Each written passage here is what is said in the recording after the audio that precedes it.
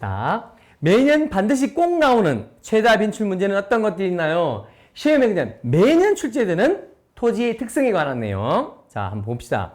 토지는 움직일 수 없는 특징이 있다.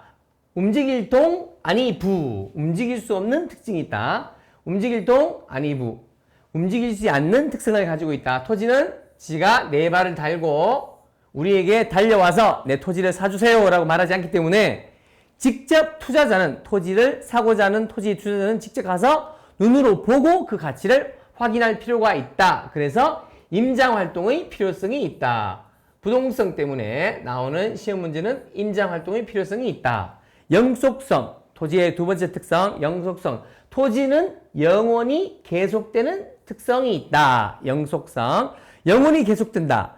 풍화작용으로 뭐 몇만 년 이상 걸려서 닳지 않는 이상은 토지는 닳지 않는다. 그 가치가 계속되는 성질이 있다. 따라서 영속되기 때문에 우리는 장기적인 관점에서, 장기적인 안목에서 접근할 필요가 있다. 장기적인 안목에서 장기 배려의 가능성이 생긴다. 세 번째, 개별성. 토지는 개 물건별로 서로 다른 성질이 있다. 신림동의 경우에 14번지 땅과 24번지 땅은 서로 가치가 다르겠죠. 베리타스 학원에 딱 붙어 있는 토지와 베리타스 학원으로부터 저 안쪽으로 많이 들어가 있는 땅은 그 가치가 다르다. 개 토지 물건별로 서로 다른 성질이 있다. 그러면 문제를 한번 보죠. 문제를 한번 봅시다. 문제.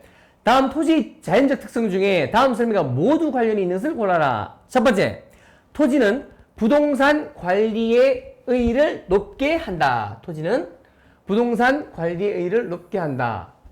관리의 의의를 높게 한다. 토지는 영원히 계속되기 때문에 꾸준히 관리할 필요가 있다. 영속성. 그럼 벌써 답은 나왔죠. 영속성. 부동성은 알 거죠. 부동성은 토지는 움직일 수 없는 특성이 있다. 움직일 수 없으니까 투자자는 직접 가서 임장 활동을 해서 임장해서 토지 가치를 봐야 한다. 이게 부동성 아닐 것이고. 두 번째, 토지는 장기 투자를 통해 자본이득과 소득이득을 모두 얻을 수가 있다. 자본이득은 토지를 샀다가 나중에 10년 후에 팔 때, 되팔 때 양도 차익이 생기면 높은 자본이득을 얻을 수가 있고, 소득이득은 토지 위에다가 건물을 올려서 임차금, 월세를 받을 수 있다. 그냥 토지만 임대해도 월세를 받을 수가 있고, 그 위에 건물을 올려서 상가를 만들어서 임차 소득을 올릴 수가 있다. 그래서 이런 특성은 왜 일어나는 거죠?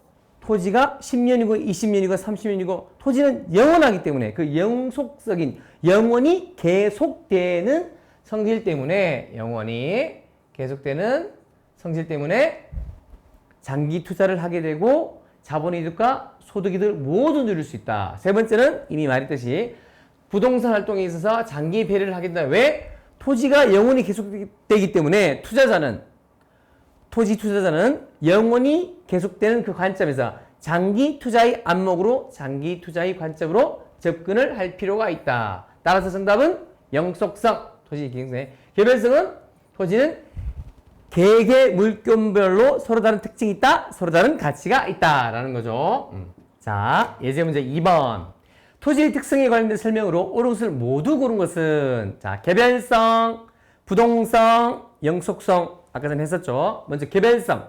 개별성은 토지 시장을 불완전 경쟁 시장으로 만드는 요인이다. 불완전 경쟁 시장으로 만드는 요인이다. 왜? 토지는 개 물건별로 서로 다른 특징이 있기 때문에 완전 경쟁 시장처럼 어떤 일관된 어떤 기준이 있는 확실한 일관된 가격이 있거나 또 일률적으로 뭐 줄을 세울 수 있거나 가치를 뭐 1등부터 10등까지 정확하게 나눌 수 있다거나 표준화된 게 없죠. 그래서 시장이 불완전하다. 불완전 경쟁 시장으로 만드는 요인이 된다. 왜냐하면 토지는 개별적인 특성 때문에 도무지 그 가치를 일관되게 표준화된 걸로 가격표대로 살 수가 없다. 그래서 똑똑한 사람, 토지를 많이 그 가치와 진가를 제대로 아는 사람이 이길 수밖에 없는 불완전 경쟁 시장으로 만드는 요인이다. 왜? 토지는 개개 물건별로 서로 다른 성질이 있기 때문에 불완전 경쟁이 될 수밖에 없다. 그럼 똑똑한 사람이 토지를 잘 보고 돈도 많이 벌겠죠. 두 번째, 부증성은 토지의 특성 가운데 부증성은 더 이상 증가시킬 수 없는 특성이 있다. 증가할 때 증, 아니 붙자 써서 생산을 더욱더 증가시켜서 토지는 생산할 수가 없다. 왜? 토지는 딱 지구상에 하나이기 때문에.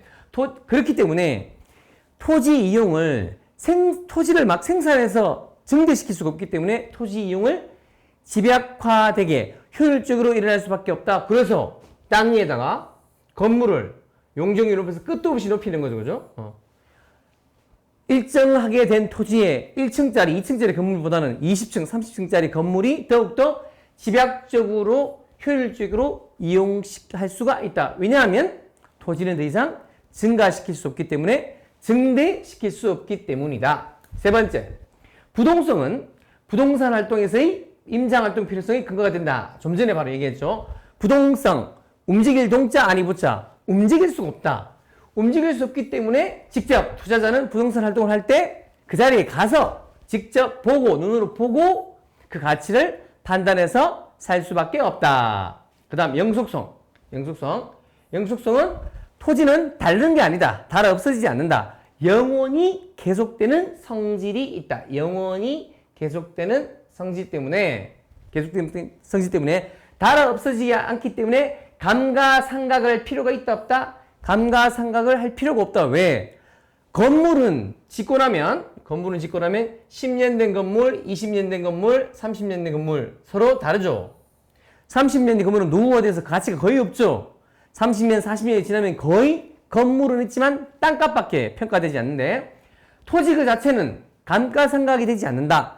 풍화작용으로 닳아 없어지지 않는 이상은 영원히 계속되기 때문에 감가상각할 필요성이 없는 근거가 된다. 감가상각할 필요성이 없다. 감가상각할 필요성이 없다. 따라서 맞는 것은 기억, 미연, 디귿. 정리해보면 개별성은 그 개별적으로 다르기 때문에 토지를 불안정 경쟁시장으로 만드는 요인이 된다. 따라서 토지를 잘 보는 사람이 장땡이죠. 두 번째, 부증성. 토지는 증대시킬 수 없기 때문에 집약적으로 이용해야만 된다. 세 번째, 부동성. 움직일 수가 없기 때문에 토지가 지발로 우리에게 와서 나를 사주세요라고 하지 않기 때문에 직접 임장해서 임장활동의 필요성이 근거가 된다. 자, 2번 시험에 꼭 나오는 토지의 종류에는 어떤 것들이 있나요? 자, 토지의 정의, 토지의 종류는 매년 시험에 꼭 나오는데 매년 정말 자주 틀리는, 어떻게 보면 공부를 제대로 하고 있지 않거나 이해를 완벽하게 하지 않으면 매년 알고도 당하는 문제, 알고도 틀릴 수밖에 없는 문제가 토지의 종류입니다. 필지. 필지는 땅을 한 필, 두 필 할 때 그 필이에요. 대통령령으로 정하는 구획된 토지의 등록 단위. 말이 좀 어렵죠. 그냥 필지는 행정청에 등록된 대통령령으로 정해놓은 등록된 토지의 등록 단위인데 신도시 같은 데 보면 뭐 한강 신도시, 뭐 운정 신도시, 뭐 분당 신도시 보면 LH공사가 땅을 이렇게 필지 단위로 한 필, 두 필 단위로 해서 팔아요. 좀 비싼 땅은 뭐 3억, 5억짜리도 있을 것이고 아주 싼 땅은 안쪽에 도로가 접하지 않은 안쪽에 있는 땅은 뭐 1억에도 팔 수 있을 것이고 그래서 이거는 경매로 팔더라고요. 경매로. 그래서 가장 많은 금액을 써놓은 사람이 가져가는 경매로 한 필, 두 필에서 LH공사에서 판다. LH공사에서 파는 토지 등록 단위.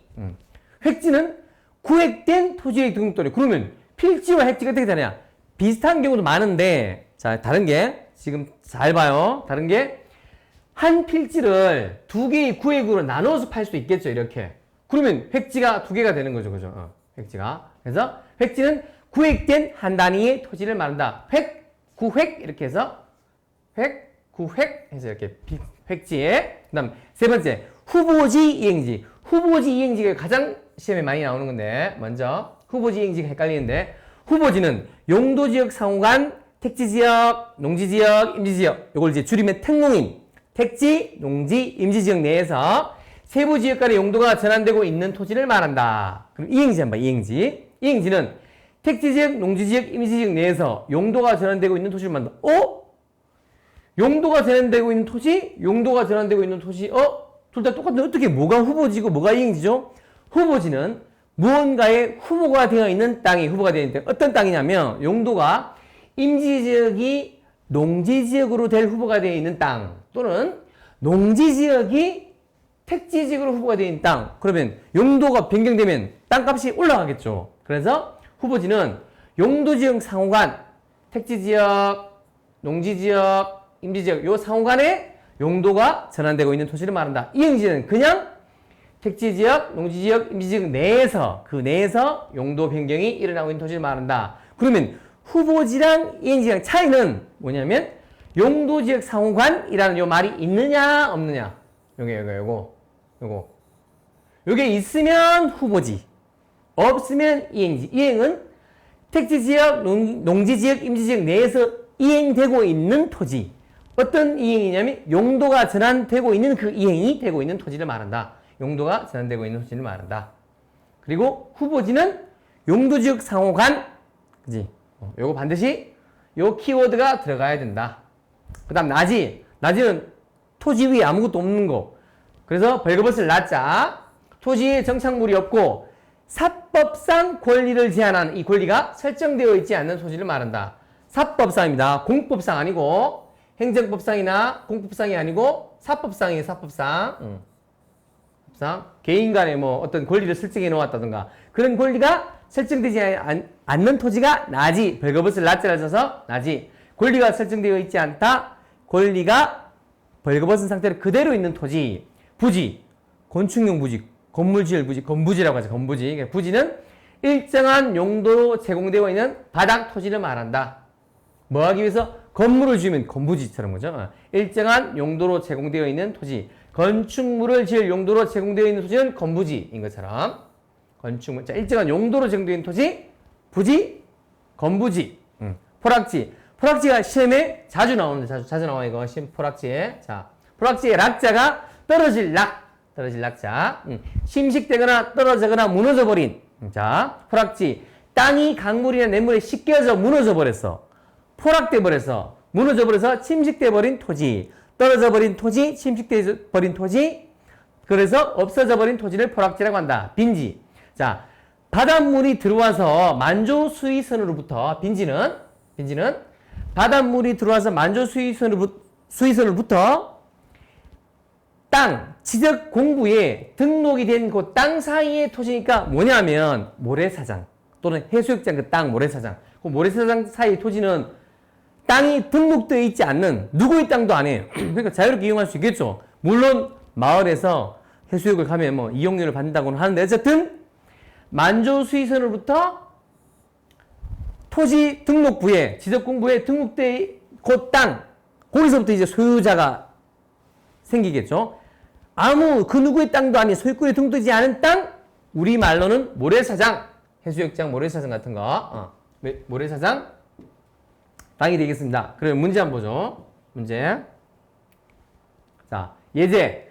다음 토지 관련 용어의 설명을 옳은 것은 1번 획지는 하나의 지번이 부여된 토지의 등록 단위를 말한다. 하나의 지번이 부여된 토지의 등록 단위니까 우리가 방금 뭐 했죠?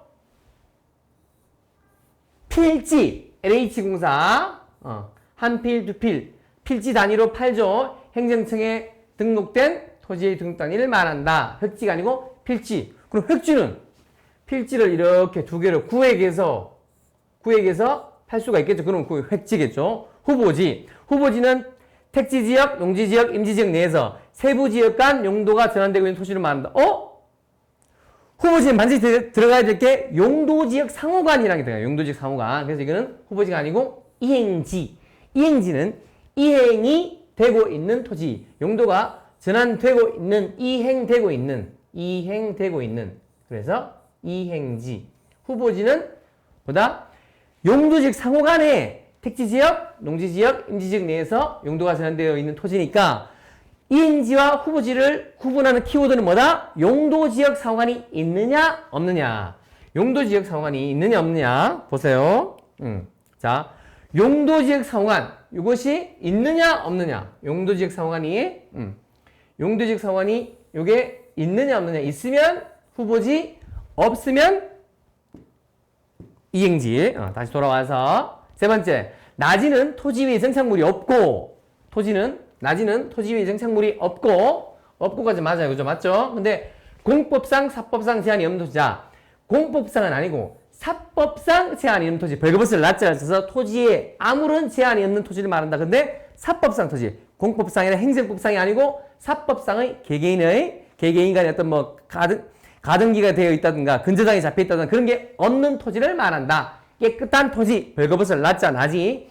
자, 부지는 자연 그대로의 토지를 말하는 자연 그대로의 상태는 소지, 원지고 부지는 어떤 일정한 용도로 제공되어 있는 토지를 말한다. 이거는 낮이나 소지, 원지고 일정한 자연 그대로의 상태니까 원 그대로의 토지, 원지. 그런데 부지는 일정한 용도로 제공되어 있는 토지를 말한다. 그 다음 포락지는 이게 정답이 될 텐데 포락지는 락자가 떨어질 락 해서 포락지는 지적공부에 등된 토지가 침식되어 무너져버린 토지를 말한다. 침식되어 무너져버렸다, 침식되어져 버렸다, 떨어져버린 토지를 말한다. 그래서 땅 밑으로, 아니 물 밑으로 잠겨져버린 토지를 말한다. 없어져버린 토지를 말한다. 즉 포락지는 지적공부에 등록된 토지가 침식되어 떨어질락, 달 없어져서 수면 밑으로 잠겨버린 토지를 말한다. 이게 정답.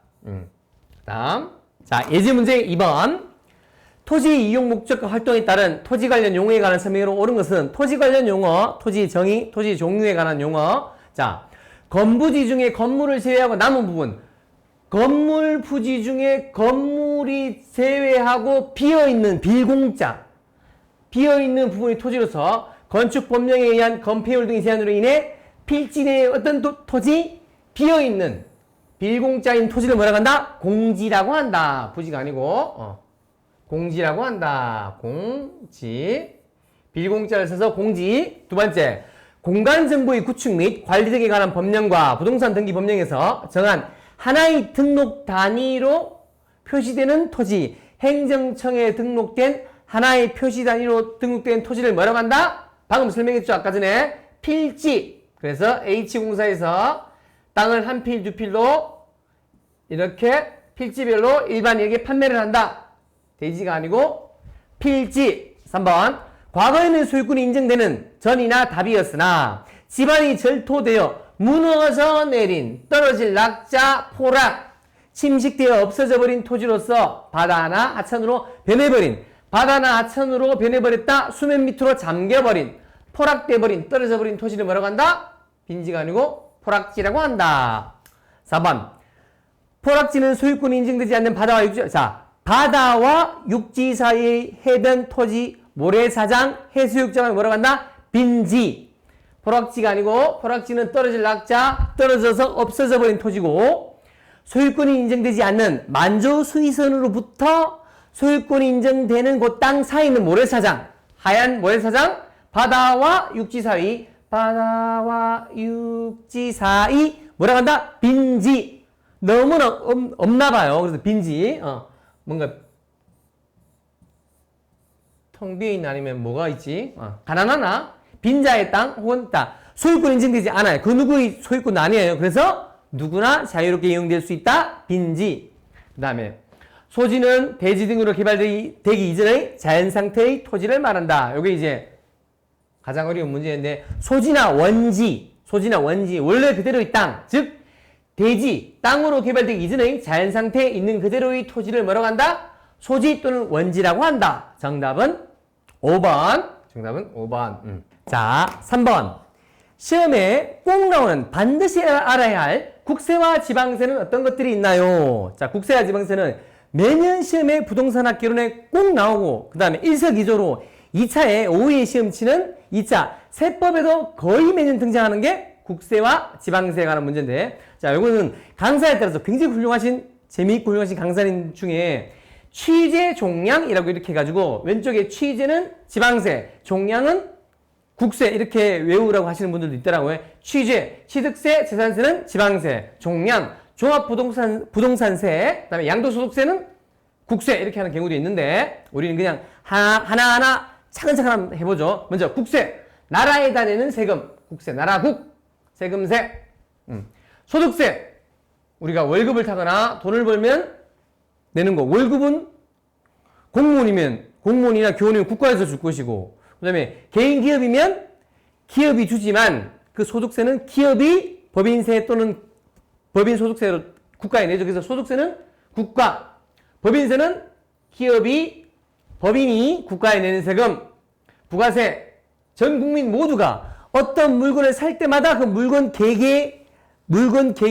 물건별로 부과되어 있는 세금, 부가세. 이거는 우리가 티가 나지 않는데 물건값에 이미 다 들어가 있는 거죠. 그 다음에 종합부동산세, 9억 이상, 12억 이상 이렇게 일정 금액 이상의 부동산을 가지고 있는 부자들은 1년에 한 번 종합부동산세를 낸다. 그래서 어떤 분들은 나는 종합부동산 세금을 내는 사람이 되고 싶다. 부자가 되고 싶다는 얘기겠죠. 양도소득세, 땅이나 건물이나 어떤 그런 물건들을 사고 팔 때, 양도할 때 내는 일정 비율로 국가에 내는 세금, 소득세, 국가에 내는 법인세, 법인이 국가에 내는 부가세, 모든 국민이 국가에 그 물건이 포함되어 있는 세금을 내는 종합부동산세, 종부세라고 종부세, 일정 금액 이상의 부동산을 소유한 사람이 국가에 내는 양도소득세, 부동산 물건을 타인에게 양도할 때 법만큼의 일정 부분을 내는 세금. 자, 지방세, 지방정부, 자기가 분당에서 하면 성남시에 낼 것이고, 일산에서 하면 고양시에다가 세금을 내는 지방세, 지방정부에게 내는 세금, 주민세, 지방주민이니까요. 주민세, 1년에 한 번 내죠. 재산세. 자, 지방정부가 세금 수익을 일정하게 그래도 지방정부의 삶에서 거둬들이기 위해서 그래도 국가가 배려해준 세금이 지방주민들이 그 재산에 지방정부가 부과해서 거둬들이는 세금, 재산세. 그래서 취득세, 재산세가 지방세, 세금이 지방세고, 취득세. 처음 부동산 물건을 취득할 때 내는 세금, 자동차도 취득하면 지방정부에다가 구청에 가서 취득세를 내야 되죠. 등록면허세. 어떤 면허를, 공인중개사 면허를 취득하였다. 그러면 등록면허세. 자동차 운전면허를 취득하였다. 등록면허세를 어디에 낸다? 지방정부에다가 지방세.